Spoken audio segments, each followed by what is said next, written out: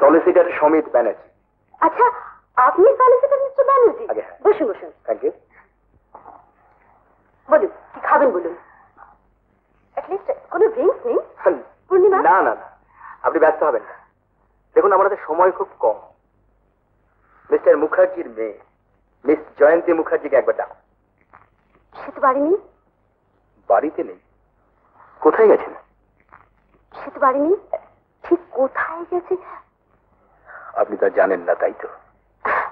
ঠিক তাই।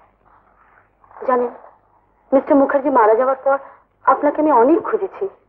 I am sorry, একটা জরুরি কেস নিয়ে আমাকে দিল্লি যেতে হয়েছিল। ফিরে এসে এই স্যাড নিউজটা আমি পাই। ফ্র্যাঙ্কলি, আমার এই বিষয় আসার প্রতি কোনোদিনই কোনো মোহ ছিল না। দেখুন না, কোথায় যে কি আছে, যার ফলে আমি তো এখন ভেবে কোনো কুল কিনারা পাচ্ছি না। আপনাকে তো ঠিক চিনলাম না। আমি মিসেস মুখার্জি।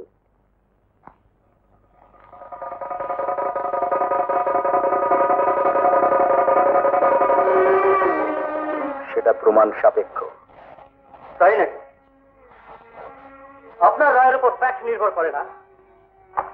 করে বই কি, কিন্তু আপনি কে? আমি যেই হই না কেন।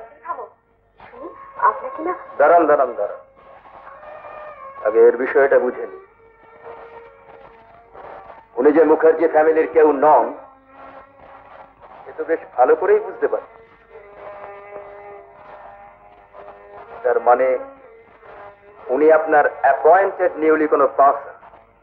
যাকে শুনুন, মিস্টার মুখার্জির বিষয় সম্পত্তি, ব্যাংক মানি, ইন্স্যুরেন্স, অর্থাৎ স্থাবর অস্থাবর সবকিছুই উনি উইল করে গেছেন তার একমাত্র কন্যা জয়ন্তী মুখার্জি।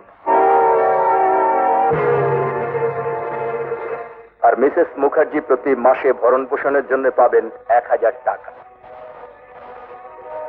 Through bank. এসব বাজে কথা বলার জায়গা পাননি না? ডোন্ট শো ইউর রেড আইজ। কাজে কি কাজে সেটা কোর্টেই প্রমাণ হবে। জয়ন্তী এলে আমার সঙ্গে দেখা করতে বলবেন আমার চেম্বারে। দিস ইজ মাই কার। বলছিলাম কি, জয়ন্তী রাগ করে বাড়ি থেকে চলে গেছে, আর ফেরেনি। নিশ্চয়ই। হ্যাঁ শুনুন, যতদিন না নিজেকে মিসেস মুখার্জি প্রমাণ করতে পারছেন ততদিন এ বাড়িতে থাকবেন না। শুনুন, আমি এক্ষুনি আপনাকে সব প্রমাণ দিচ্ছি। আপনি আমার চেম্বারে আসবেন উইথ অল ডকুমেন্টস। চলি। সেদিন মেয়েটাকে চর মেরে বাড়ি থেকে তার আবার কি দরকার ছিল? তুমি কি সত্যি সত্যি ওই লোকটার কথায় পাগল হয়ে গেলে? পাগল হব না? তোমার এতদিনের আশা আকাঙ্ক্ষা সব মাটির সঙ্গে মিশে গেল। আর লোকের বাড়িতে বিয়ে করা বলছিলাম না, মেয়ে সব সমস্ত কিছুর মালিক জয়ন্তী। ভাবতেই পারছি না। তুমি তো নার্ভাস হচ্ছে কেন? আমার উপর ভরসা রাখো।